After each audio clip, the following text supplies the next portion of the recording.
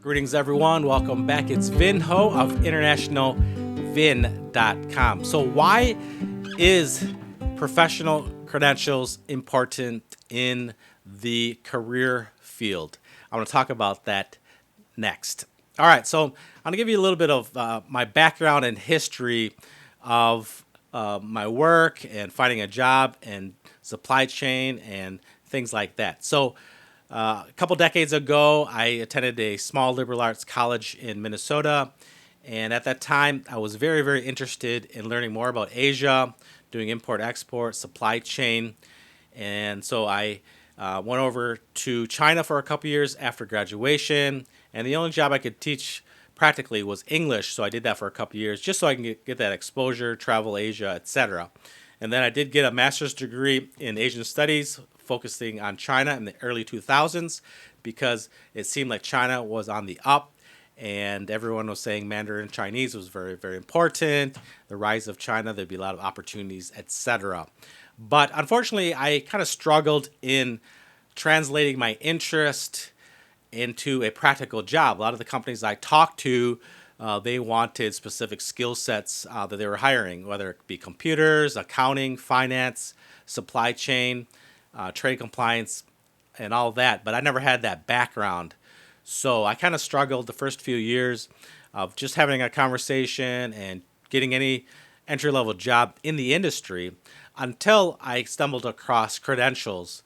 And so that kind of changed the game for me. So when I returned back to Minnesota, my home state in the Twin Cities, Minneapolis, St. Paul, I started to take community classes on import-export, supply chain, trade compliance, and the like. And then I eventually got involved with my local supply chain group, and I joined and I got my CSCP, the Certified Supply Chain Professional Certification.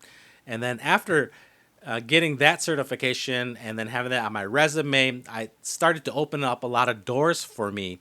I noticed that more recruiters were reaching out to me and kind of asking more about me. Whereas before, when I didn't have that credential, it seemed like every time I applied to positions, no one really gave me a hard look. So I noticed that started to change after having the credentials. And then in the conversations with either the recruiter or the employer, they started to ask me about my journey and then about my credentials and what I was studying. So it was very, very related to maybe the position I was applying for. So that's why I'm a big proponent of getting credentials in whatever industry you're in. So if you're maybe in human resources, you might want to look at those certifications.